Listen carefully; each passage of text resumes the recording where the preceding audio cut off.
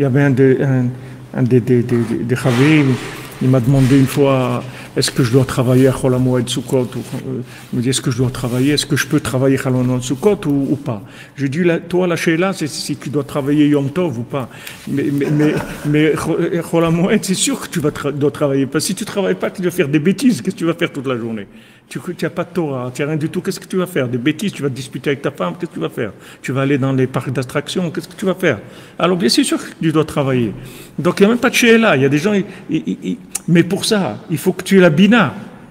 Il faut que tu aies le traducteur qui te traduit par rapport à toi. Alors, les gens, ils prennent des modèles existants.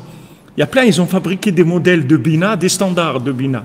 C'est des standards, comme tu dis, prêt à porter, prêt à truc. Tu viens, voilà l'habit, c'est celui-là. Il dit, moi, je veux pas ça, moi. Il n'y a pas, c'est tout. Ou ça, c'est tout. Il n'y a pas autre chose. Voilà, choisis ce que tu veux. Il dit, non, mais moi, je veux un truc pour moi. Il n'y a pas. Alors, comme ça, sur le marché, il y a beaucoup de standards de vie. Des standards de vie par rapport au Shalom Bayit, par rapport au Chinour, par rapport à l'étude, par la prière, par la parnassab. Tout, il y a des standards qui sont sur le marché. Mais ces standards-là, ils sont pas faits ils correspondent pas de façon parfaite à chacun d'entre nous. Parce que chacun d'entre nous, dans la génération où on vit, on a une façon spéciale d'approcher les choses. On peut pas prendre un modèle qui date de il y a 50 ans ou d'il y a 100 ans. On peut pas.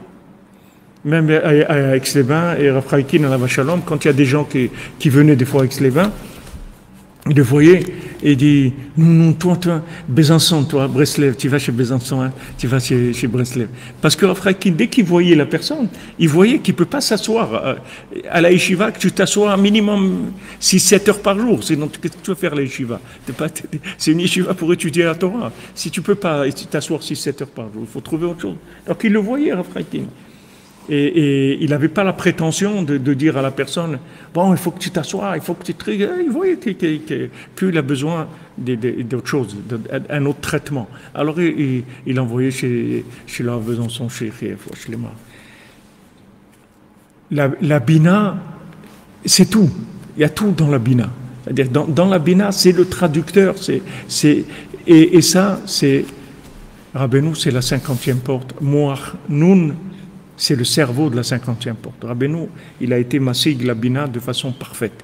Donc dès que Rabbeinu, il a obtenu en Eretz Israël la façon parfaite de traduire la Chokhma Elokit, c'est-à-dire la connaissance divine, de la traduire dans un langage qui puisse être vécu dans ce monde de façon adaptée à chacun, il a commencé Tikkun de la Malchut. Parce que maintenant on peut commencer à réparer la Malchut, puisque chacun, maintenant on peut voir sa place. On peut voir sa place. Moi, quand j'ai fait Tchouva, j'étais à la Yeshiva, on étudiait, voilà, il y a Cheikh le Rav Boussou, là, à côté, dans la tente à côté, c'est le Rav Boussou. On était ensemble à la Yeshiva avec Aix-les-Bains. On étudiait ensemble et on était comme ça, on était des jeunes comme ça, de la folie, les trucs, on étudiait 17-18 heures par jour, on faisait Tani 3 jours jusqu'à qu'on commençait à halluciner, on ne mangeait pas et tout. On était des trucs, Quand je suis arrivé à Breslev, je Rav Levitra et tout, on a parlé. Et il m'a dit, qu'est-ce que tu fais et tout, j'étudie. Il m'a dit, il faut que tu arrêtes tout de suite et que tu ailles travailler. J'étais choqué. Et c'est tout, il ne m'a pas dit pourquoi, quoi, rien du tout. Il m'a dit, tu arrêtes, tu vas travailler. Je dis, combien? Il m'a dit, minimum 7 heures par jour. Il faut que tu travailles. Imaginez-vous quelqu'un, moi j'ai laissé les études, j'ai laissé tout pour la Torah. Maintenant j'arrive à la yeshiva, on me dit, tu vas travailler. Je me dis, mais c'est quoi? Mais, Bitoul, ils savent mieux que moi. Après, il m'a dit, tu peux pas. Des années après, il m'a dit, tu n'es pas la madriga de servir Hachem toute la journée. On a besoin de travailler. Et après, au bout de 10 ans, il m'a dit, tu peux travailler moins si tu veux maintenant, etc. Petit à petit, quand tu vas commencer un petit peu à te purifier, etc., tu auras moins besoin Mais ça, il faut que tu trouves quelqu'un qui a de la bina.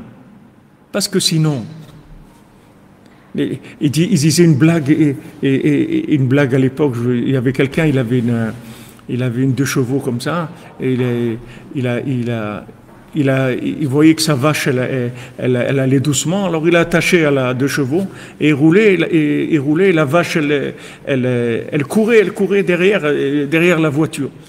Alors, à un moment, la vache, elle commence à sortir sa langue parce qu'elle peut plus de courir à la vitesse de la voiture. Alors, quelqu'un lui dit, mais tu es fou, tu es fou, arrête, tu vois pas, elle tire la langue. Il dit, non, elle met le clignotant pour doubler. Tu comprends? C'est-à-dire que maintenant, les gens, ils te disent, voilà, alors tu vas faire ça, ça. Et après, tu commences à avoir des signes des signes que ça va pas, qu'il y a quelque chose tu commences à craquer, des choses. Il dit, non, non, c'est normal, c'est parce que ça, et tout, on va t'expliquer pourquoi et tout. Mais en fin de compte, t'es pas bien dans ta peau. Mais tu peux même pas te dire ça, parce que si tu t'avoues ça, tu vas sortir d'un système, tu vas être rejeté complètement. Alors, on va te dire, voilà, tu veux dedans, c'est ça, sinon dehors. Mais il n'y a pas autre chose, il n'y a pas. Ça, c'est quand des gens, ils n'ont pas de bina. Alors, ils ont un système tout prêt, et ils te disent, voilà, choisis, tu as ça, ou ça, ou ça. Maintenant, si tu travailles, ok, pas de problème, mais tu es dehors. Mais je ne peux pas, non, dehors. Non, mais je ne peux pas étudier un peu aussi. Non, non, non, si tu travailles, ça veut dire que tu es quelqu'un de la rue. Et ça, Ishsadeh, il était toujours dehors, etc. Si tu travailles, c'est que tu es dehors.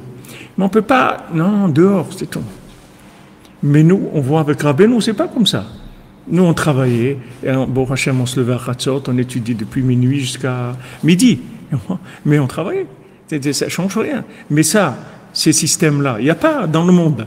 Ils ne proposent pas ça. Ils ne te proposent pas de te lever la nuit, d'étudier, etc.